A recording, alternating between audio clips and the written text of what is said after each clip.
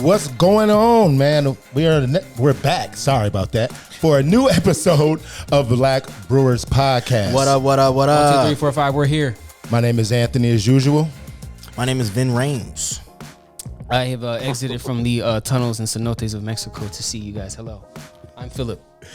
And today we have a very, very, very special guest. Oh, yeah. A dear brother, good friend, Legend. Mr. Ramsey Louder of Grand Rapids Brewing. What's going on, Ramsey? What's the black greatness? You know, things are good. Life is life. You know, just trying to maintain. Yeah, that sounds good, man. Tell us a little bit about what you guys sitting in front of you right now. We know you're out there in Grand Rapids now, doing your thing, brewing out there. Let us know what you got in front of you. Grand Rapids, Michigan, right? Grand Rapids, Michigan. Bro, you gotta, bro, there's other, like, there was one in Minnesota. People get confused. Yeah. Facts. People people have made reservations to come here thinking that they're going to the Iron Range. And they are not. So, No. But yeah, no, we're, Grand Rapids, Michigan, Western Michigan, we're like 2 hours from Chicago, 2 hours from Detroit. So nice little sweet spot. Okay. Shout out Right Detroit. in between, Shout out. a lot of good beer here, there, so lucky to be. All right, sorry, I bet I lost you for a second, but I mean, right now I got a couple of our, popular beers in front of me. Some of the OG is Silver Foam is our pre-Prohibition lager. It dates back to the original Grand Rapids Brewing Company that started back in 1893, so before Prohibition. Wow. So there's been different iterations of Grand Rapids Brewing Company since then, but they were one of the original big breweries in town, and like back in the heyday, they were making more beer than our neighbors, founders, were or are even, today. So it's kind of crazy to think about. Gotcha. That's nuts. Back in 1893, people were putting it down. So Are you in the original building? no, we're not far though. We're just like a few blocks from like the original campus. How long has the building that you're working in now been around? Well, this iteration of Grand Rapids Brewing Company has been in this space for 10 years. There was another one that was kind of on the south side of the city for a long while. And then before that, there was like the big pause, I mean, at some point, Grand Rapids Brewing Company came back after Prohibition. Somebody bought the brand and they were like still, packaging the beer, selling it in stores, We still got some of the like old advertisements from like the 80s and 90s hanging up in there. Dope. So that makes me actually piques my interest, because the scene in Grand Rapids, from what I remember and what I've known, even before like the scene here in Minnesota kind of popped off, Grand Rapids, Michigan kind of been one of the OGs like in the craft beer scene, and they've been doing their thing for a while now. What's that like over there right now? How's it feeling? What's it looking like? Yeah, like you can look at the breweries around us, and it kind of gives you a gauge of like how long the scene has been popping here. It's definitely, by the time the Minnesota scene kicked off, the scene was probably at least 10 years old here. Oh, wow. So like you can see like around us, there's a lot of big breweries. New Holland, they've been around for over 20 years. Because like I have to mention them because they're there just for effect. Founders, them funky boys down the street, but they've been around for Yeah. over 20 years. I think they're open around the same time. So like the only breweries that in Minnesota that are that old are like, there's no 20-year-old microbreweries. I mean, besides Summit, Yeah. But yeah, so the scene has been it's been around. So yeah, I mean, we got we got that beer city crown, still. Nice. So, Nice. yeah, so there's a lot of good breweries here in town. A lot of people doing a lot of cool stuff. What's the diversity like out here, out in Grand Rapids? What's it like? Have you seen an increase? Is it the same? Yes. It's a smaller city, so I don't know if that makes it, you just like the diversity as a city as a whole, I would say is more than Minnesota. I wouldn't say the craft beer scene is more diverse, you know. And it depends on where you go. Like, I mean, yeah, you know, it's work to be done no matter who you are. That's facts. But yeah, you know, some breweries, I mean, but there are some, like, you know, minority owned breweries in the city. Like City Built is one that comes to mind. You know, they've been open for a few years, and you know, they make dope beer. They're one of, like, you know, I'd say the top ones in the city. Dope. Cool. And then Black Calder, they're trying to do their thing. You know, they kind of ghost brewing right now, but, you know, trying to get their thing off the ground. So You said ghost brewing? yeah, you know, they're like, you know, brewing, you know, doing their beers through another, like, kind of alternative proprietorship, I think. You know, I don't know their business plan, but that's what it looks like. And then Three Gatos is another one that's in the city. We're making good beer. So, yeah. I mean, you know, it depends on where you go. Like, the city as a whole, though, like, I mean, I remember when we first got back here and just being out and being like, oh, it's like, it's definitely more people are, like, of color out and about doing stuff, you know, than you would generally encounter in Minneapolis. It makes sense. And, yeah. But yeah. All right, so I got a question, Ramsey. How did you get started brewing in the industry? Give us your beer story. So I'm from New York, from Brooklyn, Long Island. Hey, and shouts out Brooklyn.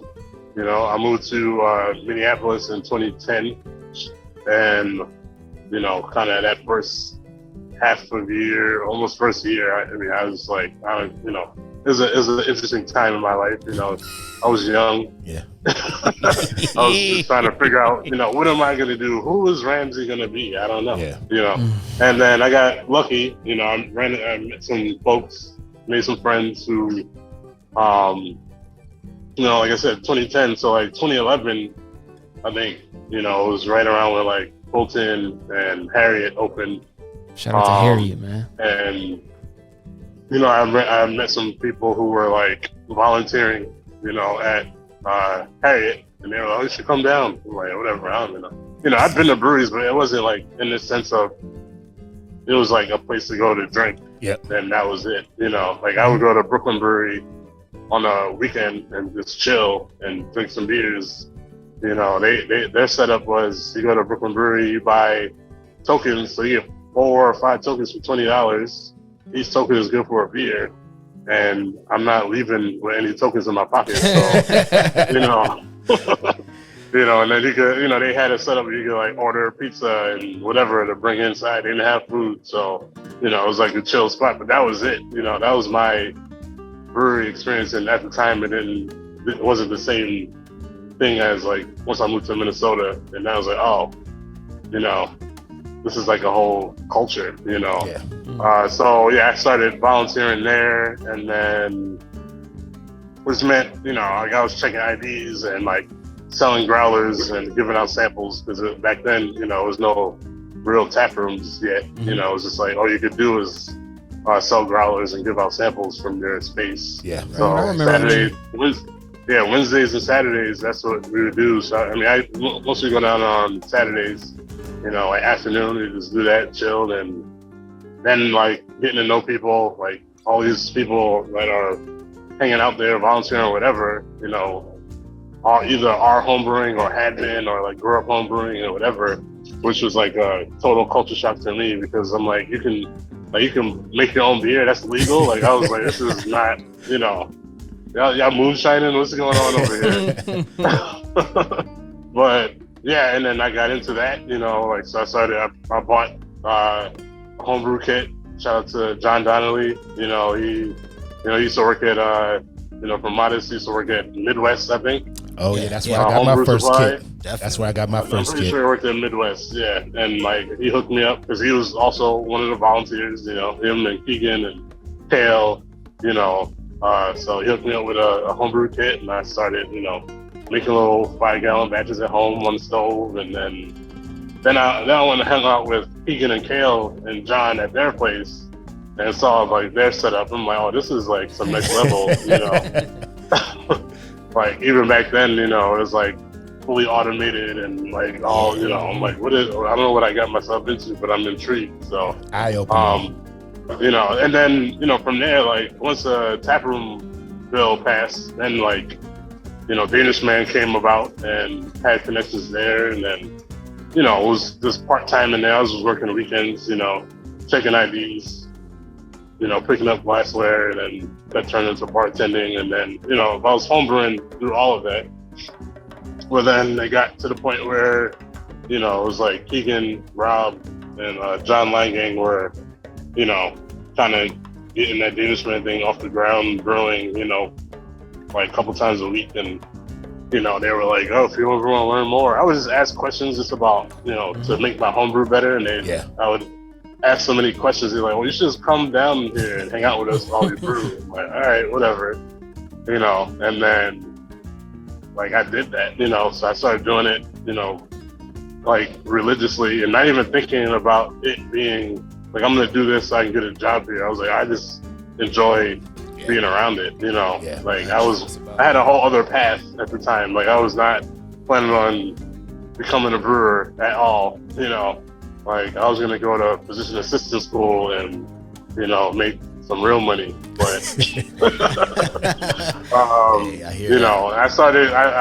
used to work at Abbott Northwestern full time, and on my days off, I had either a Wednesday or Friday off during the week, and those are the days they brewed. So I'd be up at 6 a.m. on my day off at Danish Man, like bike over there. I used to live on Prospect Park. Bike over there to Northeast at 6 in the morning.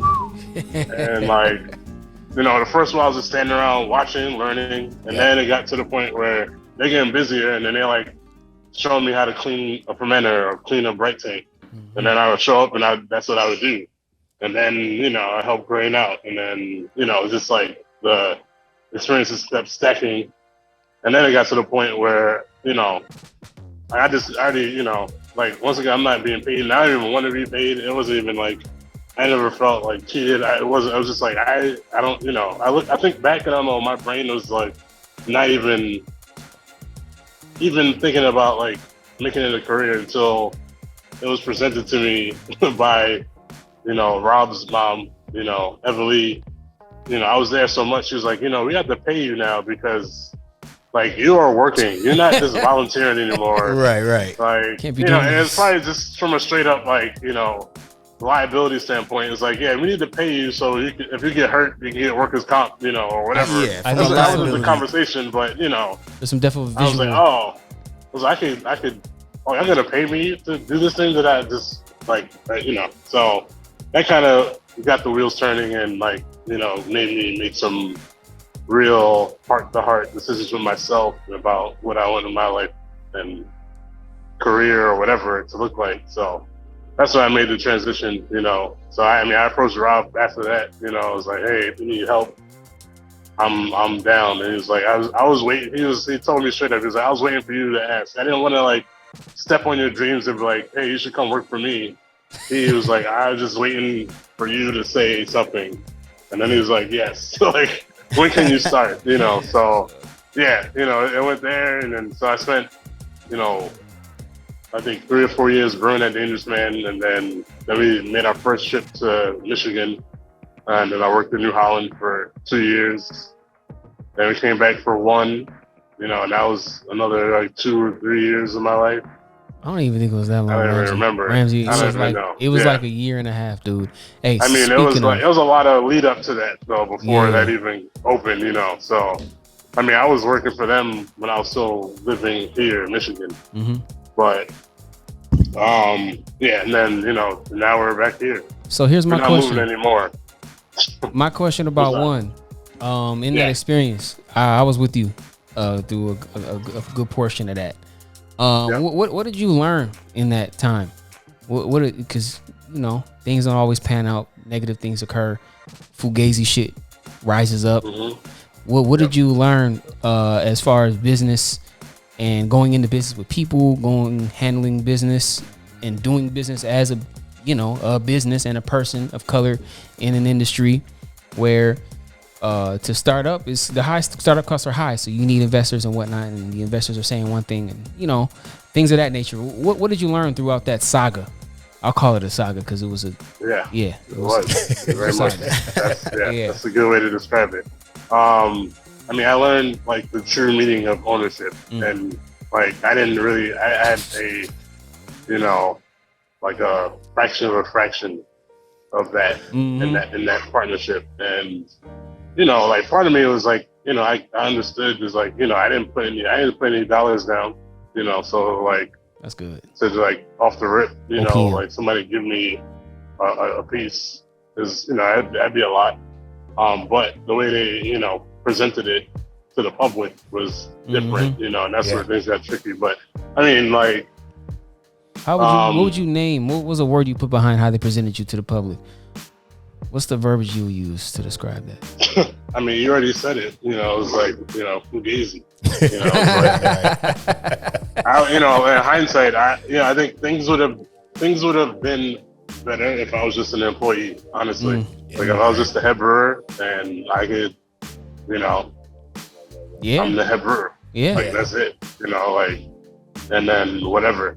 But it wasn't that, and they trying to do a thing, and you know they wanted to be like a black-owned brewery, but no black people really owned any of that, or you know, so and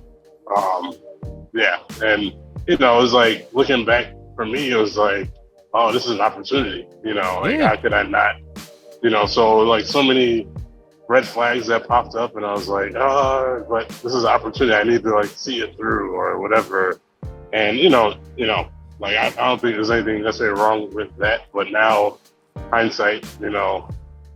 Gotta pay attention. Like, when I open my own space, like, it will be vastly different. Like, you know, like, it's, you know, there's a risk, right, in opening a business, but so, like, the risk is better. It's better to take the risk and you have control than not and let somebody else control you, you know? So, that's kind of, like, the big takeaway I got from that. So, you know, it was like, as soon as it's like things fell apart as soon as I opened my mouth, right? So all it took for me to open my mouth one time and then it blew up, right? Like it shouldn't have gone that way, you know? But it did. And that's, you know, it is what it is. But, you know, like, I mean, it's an experience if that you learn from. If it was a true partnership, then, you know, it wouldn't have, things could have turned out differently. You know, I feel like my honest opinion is like, you know, have things the way they happen. I don't think they necessarily needed to close. You know, I feel like it could have been a reckoning and whatever. And even if I'm leaving, doesn't mean like, you know, this place is done. Like, you could have still done whatever you wanted to do and that'd have been fine, but like that still doesn't mean that I have to stick around for it. True. It seems to me though, a lot of what the foundation, because that's what they put out on the, you know, for just in opening their main mantra was built off of diversity, and that clearly was not what was going on. So you say it didn't have to close, but when the foundation was built off of something that was fugazi and they weren't really about, how can you possibly? But you would have you maybe a reckoning. You would have to restructure and you would have to stop lying. You know, I think it was just they wanted to talk. I think it was just like, oh, if we talk about it, then it will happen. But it wasn't like nobody. You know, the work wasn't being done. Right. You know, so and that's where the failure came. You know, it wasn't like even many times and other people from outside looking in like we're like, oh, this is a messed up situation you're in. I was like, what? No, this fine. You know, I'm a head brewer of this place that I kind of own, but not really. Right. You know, so it was just like, Would you say? I think I needed that. I definitely needed that experience though. Like honestly, like you know, it didn't like turn me off from like ownership. You know, but it definitely showed me like what not to do for sure, which I think is a huge thing, you know. Showed you the difference between the percentage and versus a whole deal, whole piece of the pie, a whole pie. Yeah, I mean, you know, I'm open to have partners and whatever, but it's, you know, even in that partnership, there's going to be like, you know, understanding and like, you know, Like we need to be truly on the same page. At the core of things, especially when it like have different ideas about, certain things, and that's fine.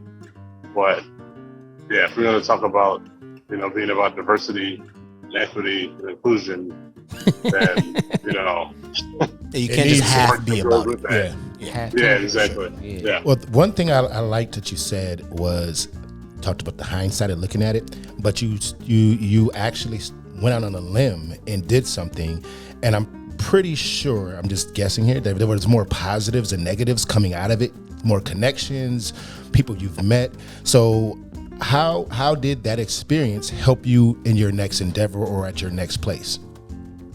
I mean, coming out of it, like so many folks have reached out and been like, whenever you want to open your own place, like talk to, like we'll share our business plans and like things that we did that were successful and stuff like that. So I have many resources, like to tap into, which is an amazing thing, here, even in Michigan, like I only been here for 2 years, and I've like, people kind of know my story, or they don't, I don't know, but like I have folks that are like, when you want to do it, let me know, I can help you out, so that's been like really great, and I feel like that's how you can be successful. Like I think like for whatever reason, like craft beer is just very, it's all about like camaraderie and like people helping each other out, and like it's like a unique thing, in the industry that still has to deal with competition, even amongst ourselves. Like we still are competing, but even at the end of the day, like nobody's gonna be like, no, like I'm not gonna help you. I'm gonna let you struggle.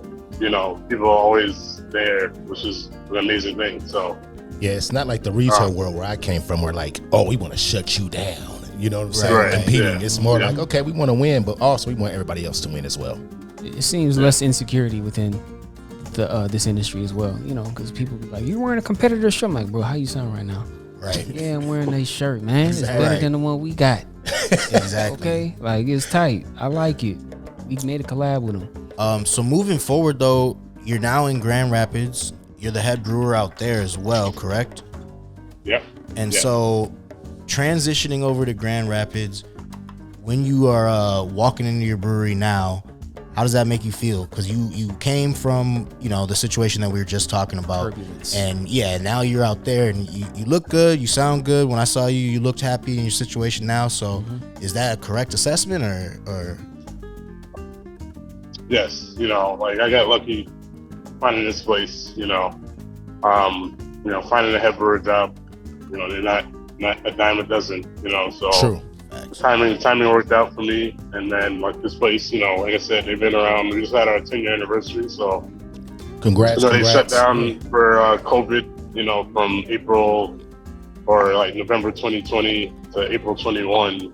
So I started like right after they reopened, and it was like new ownership and all this stuff, but they've like given me the reins to do, what I want to do as far as the beers program is concerned. So that's been a blessing, like, yeah. So, I still like pay homage to like the things, beers that came before me that are popular. Like I said, this Silver Foam and this Fish Ladder is like the American IPA that's been on forever.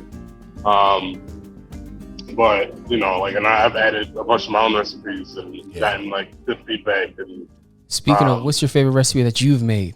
You got the ones that they made, but I want to hear about what's the best, dopest, goodest stuff that you done put your whole mind I don't know. into? I like, there's one I brought out there. Gumboots is like our New Zealand Pilsner. Yeah. What makes it a New Zealand Pilsner? Favorites. What makes it a New Zealand Pilsner? So I use New Zealand hops, Nelson Sauvin, like a New Zealand version of Cascade. They used to have a different name. It's like Tahiti. I don't know. I think they just call it Cascade now. New Zealand Cascade. But and then it was like when Danish Men did their 10-year anniversary collab here, and Lee sent out that email super last minute, by the way. he we started a text chain like the week before. So yeah, so we're gonna brew it next week. I'm like, yeah, I can't, I'm the only one from out of town. I was like, maybe, but I was like, nah, the flights are too expensive from Grand Rapids, Yeah. Grand Rapids Airport is not big enough yet. Soon though.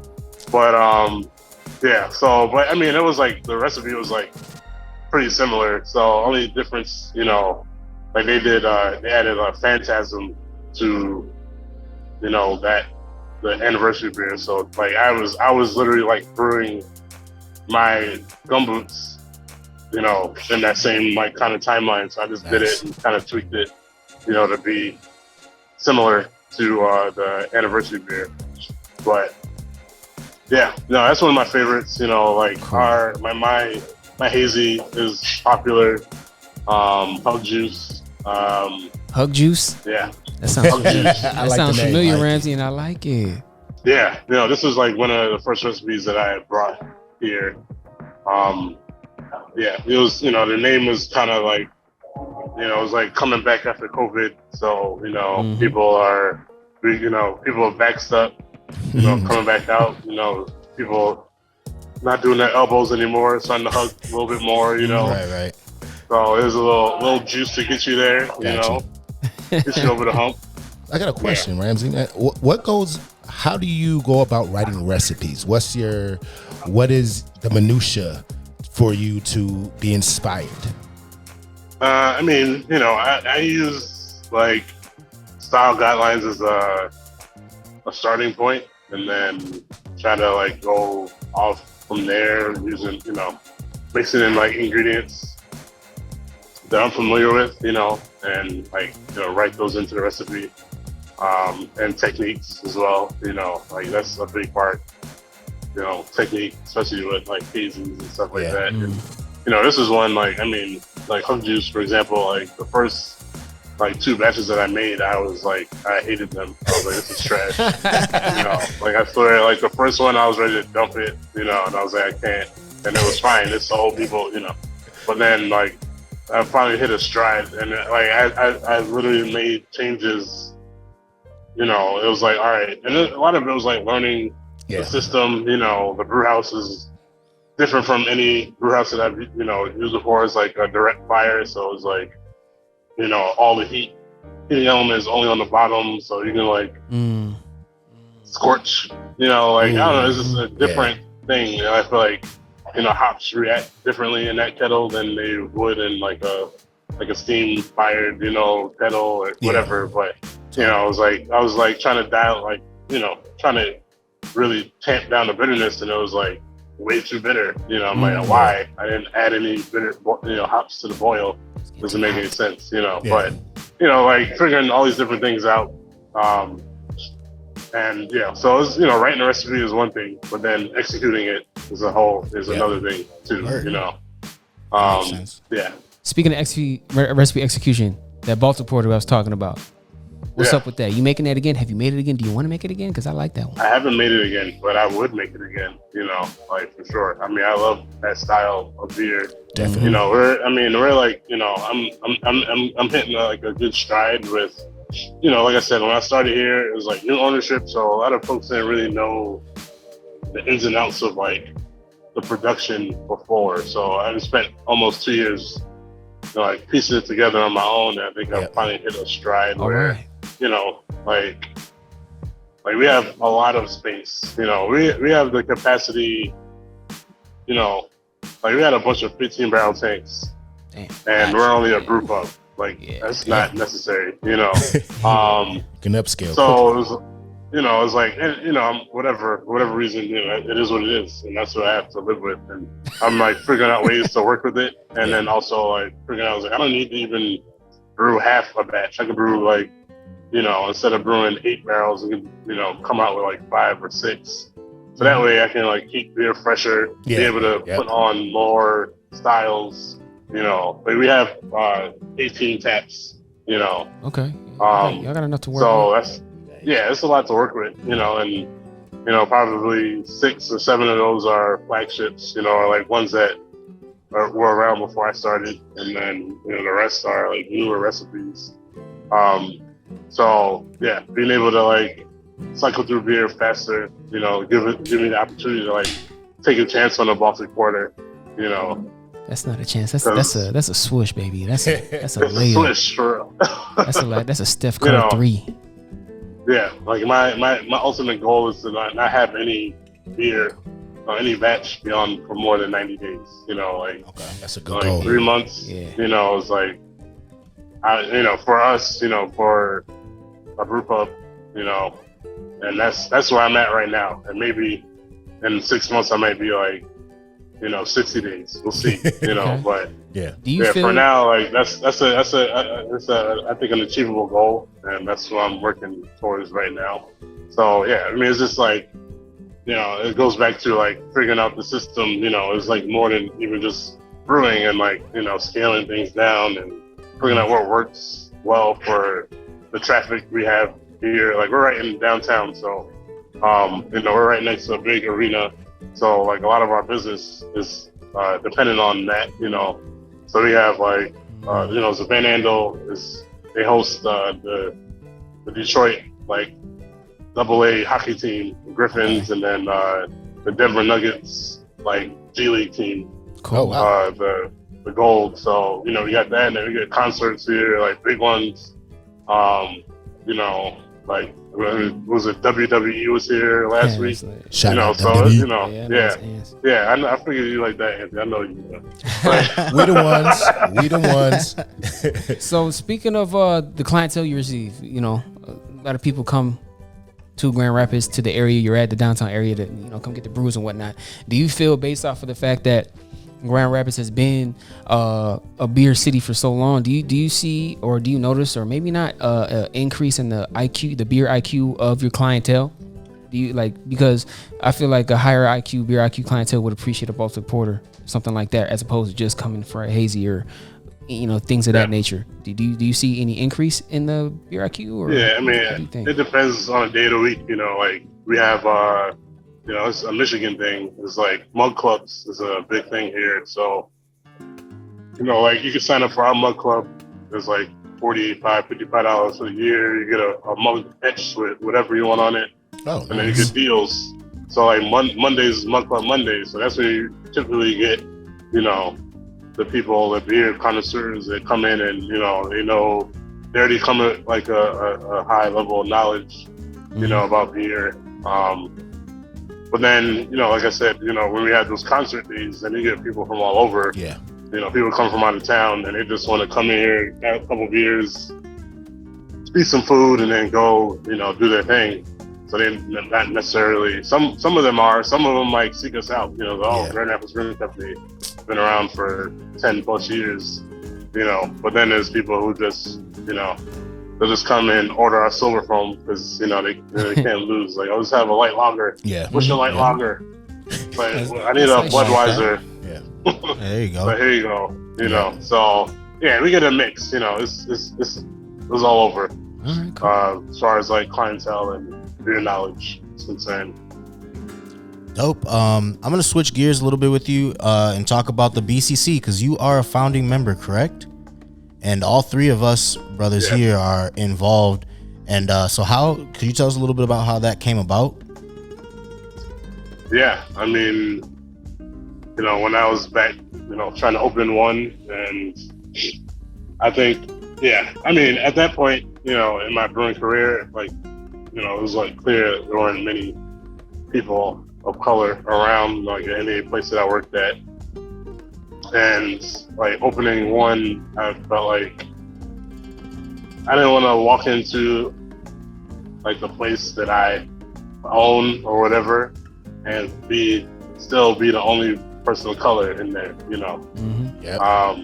So it got my brain turning, and then I started thinking like, all right, who do I know in this community, that are people of color that, so that's, the first person was L, and at that point we probably met like maybe a handful of times, but, so I reached out to her, and then, she and Nasreen were working together at Fulton at the time, so that's kind of how it all, kind of came together. Mm-hmm. But yeah, I was just like, I don't want to be out here doing this by myself, like, for real. Lone wolf. Yeah. I was already a minority within, I was like the only black guy at work already, Yep. So I'm like, I need something else, So yeah, that's kind of how that got started. I mean, we wouldn't be here without BCC, so it's just a testament to. Yeah, I mean, I remember one of the meetings whenever ago, and you, Anthony, were like, I want to start a podcast. True. My first BCC I meeting. remember that. Mm-hmm. I was like, that's a good idea. And and here we are. Yeah. For real. This is It's a kind of beautiful thing. It's kind of a crazy serendipity. Like, I met you, Phill, the first time at the Inbound Brew, the collaboration, and then after 3 days, they asked me if I wanted a job because I was like you, first in, first in and last out, like basketball players, you know what I'm saying, or a football player, get in there first and then leave last, and it's just been a beautiful trajectory to see everybody that I know, that we know in this industry, and the growth of the people in BCC in this industry has been a beautiful thing to see and be a part of. Hey, you'll be proud to know, Ramsey, man, there's now 3 black dudes that work at Dangerous, man. Now it's Greg, Marcel, and myself now. Did you forget Marcel's name for a second? No, I didn't, because It felt like it's either Carl. I was like, I'm not gonna say my name next. I'm gonna say Marcel's name. But also, he also goes by Carl. So I just which one I'm gonna choose? It's 2 names with the man. Shout out Marcel. What's up, bro? Looking good, man. Proud of you, dog. So it's we up to 3, 4. I ain't never worked at any brewery where it's been that. Like most of them, I've been the only one. I'm still the only one. Yeah. I've been the only one. Well, at Prize, it was me and Joshua. So shout out to Josh, man. What's up, bro? the diversity kicking up for sure. Yeah, that's for sure. We pumping up the numbers, man. We getting there. Slowly but surely. Yeah. So For real. another question: what do you like to do when you're not in beer? Like, what do you do to relax, to unwind? And I got 2 young children. Oh, that's what you like to do. Hey, I didn't know you was on. Oh, wow, For real. Oh, okay. Like when I jump out this call, I'm gonna meet them at the gym and go swimming. Like that's Nice. That's I don't know. I mean, there's things I used to do. I mean, I used to bike a ton. Yeah. That I don't bike as nearly as much as I used to. And then I mean, the winter before we moved back here, I got into cross country skiing, which is like super random. That's what's up, man. Yeah. It was fun. I don't know. It was like a winter activity. I was getting me out the house, and it was a challenge because I'd never been skiing a day in my life. Mm-hmm. So those first few times I was on my ass, and then like finally, and I'm the type that won't, like I have friends who ski, and I was like, I'm going out by myself, and I'm gonna figure this out. Yeah. And I'm not gonna invite them until I can at least like stay upright, Right. So, Bro, you too tall to be falling down, Man, bro. for Like, real, I'm like, sir. for real, that's the thing. Like that's what I learned crash. is like you gotta keep a low center of gravity. Yeah, I was gonna I say. mean, this is the case in most sports anyway, but That's definitely on some skis. That's why being short has its advantages. For real. Some advantages for sure. Low center of gravity. So Yeah, with I mean, and then like we, I do some house projects. That's kind of like my outlet. Yeah. Yeah, like it's just I enjoy it. Fixing stuff. Yeah. I mean, it speaks to even this job here. Like I fix a lot of shit around here and also at home, so I enjoy it. I mean, in another life, I would have been an electrician or a plumber or something like that. Yeah. For real. Well, there's a direct correlation between brewing and doing mechanical things because it's mechanical. It's mechanical. You got to Twisting get in and there. turning. Yeah, get in there and get to the minutia, the nuts and bolts. So clockwise, counterclockwise. Screwing bolting on. So Ramsey, man, with what you're doing now, it's great. You do HNIC at Grand Rapids right now, as far as brewing goes. What's it looking like in the future, bro? What you got next, man? Because we got one thing, but we all know we always want to have something in the pot cooking. So what's up? What's coming up next, man? Like I said, I hope to open my own re-emphasize that, brewery, in the next few years. You're gonna call it Ramtown? What's that? Ramtown? Yeah. Ramtown Brewery. Ramtown. That could be something else. Come get a glass of Ram some beer in your mouth. Some of that Ram sauce. For real. Yeah, that's the ultimate goal, to open my own space. You said within the next couple years? Yeah. That's we ain't gonna tie it to no timeline or nothing. I don't want to do you like that, right. Yeah. That's okay. That's what's up, man. Well, let me know when, because by that time I will be very much, sir. Because I'm cellaring now, so I don't want to be here forever, and I would love to work for somebody who looks like me, somebody I know. So let me know, because I'm getting my brewing game up. Absolutely, for real. I mean. Yeah, that's the plan. So, we're gonna, it's like my kids are getting older. They're still young, but they're getting older, and it's gonna be a little bit easier to kind of have time to start making those plans. Yeah. So because I know daycare 400. That was like, for real. Once the daycare, we got one out of daycare almost, and then still one more in daycare. That stuff is crazy. It's expensive, like for real. It's a mortgage. You can't skimp on daycare. I can own 2 houses. Listen, I can buy 2 houses with what I'm paying for childcare right now. It's out of control. Man. Hey, I'm gonna tell you this as a father, enjoy the time now because it goes by fast. Yeah, I see it. I already see it. For real. Like I see it. Like Oakland is getting bigger and like being, he's being the big brother and stuff like that. And it's crazy to watch. It's wonderful to watch. I'm not trying to wish this time away. No, I hear you. Mommy and daddy got to live too. True. Real shit, man. Big facts. Come on. It's kind of weird because my kids are grown now, and sometimes because I be trying to get them to hang out with me, and I gotta bribe them. They don't want to do that. No, man. they don't want to hang with dad. And sometimes I tell them this every now and then. Man, I miss when y'all was like 7 and 10. They don't care, bro. Because y'all was always under me. They got shit to do. Yeah, but it's a weird thing, like to watch your kids grow and to be like, get on your nerves, right? And dang, all this time, and then to have them doing their own thing and be like, man, I kind of miss when y'all got on my nerves. It's weird. It's weird. We ain't trying to hang out with your ass. Hey, I bribe them. They'll hang out with me. I get them some food and take them to the movies. They'll hang out. That's what I'm saying. You gotta do something for you. Yeah, it ain't just sit at the house. It ain't just free. You got to pay for it now, huh? Well, I mean, you always I told them last week, like I'm cooking, and then they came over to eat. So Yeah, that's how my parents get us to come over. Like, I miss my babies. I'm cooking on Sunday. I'm like, I'm showing up. I'm coming through. I'm gonna pull right up on you. 5:00 on Sunday, Mom. I got you. There you are. Well, shit, Ramsey, it has been a pleasure having you on with us today. Thank you for finding the time to spend about an hour with us, because we definitely appreciate it. We miss you over here, though, man. We love you, bro. Real shit. Appreciate y'all. This is an amazing thing y'all doing. I'm proud of you. Keep it up. Keep it moving. Make this. This could be like your only job for real. Like I'm telling you. We're gonna speak it into existence, man. For real. Exactly. Yeah. We want to pull up on you next time, though. That's what I was gonna say. Yeah, we come need to through, make a trip. Real, we want to show up. Whatever. Come out here. What kind of food you got in that kitchen? You do like regular like bar food. We got burgers. We got pizza. We got like a stone pizza oven.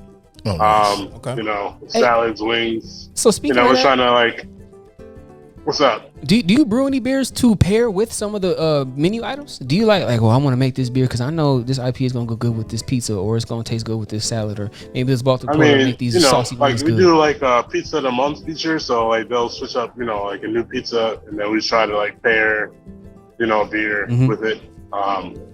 So like right now we got like our it's like a kind of it's called Do I Make It Corny Baby? It's like a Is that a play off for Throw Baby? Like, it's like a play on Austin Powers. Oh, okay, yeah. He's too young for that. I'm not too young for no Austin. Brisket and like sauerkraut and stuff like that. And we have like Irish stout also, or not Irish stout, but like Irish red ale. Okay. So, Nice. Yeah. Mm-hmm.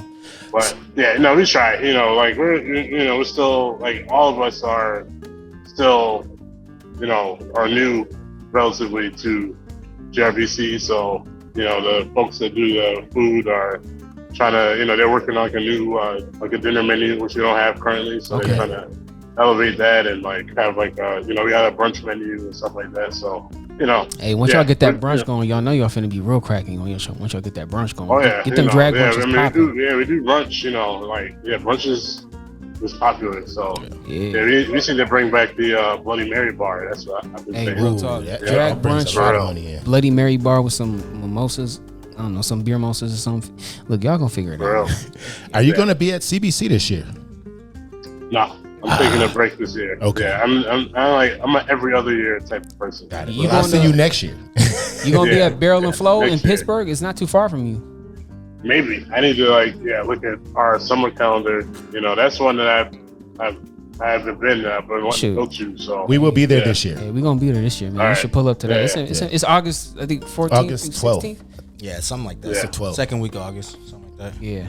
So it'd be cool to see you there, but hey, we understand. You know, he got business to handle. You got dad duties and whatnot. You got diapers to wipe and stuff. So I respect that, and I'll let you do that. And we gonna just pull up on you next time we see you, regardless. Cheers, brother. For real. Cheers. Love you and miss you. Thank you, Ramsey. Love you, man. Yeah, bro. Love Be you safe, guys. man. Good seeing you, man. Yeah.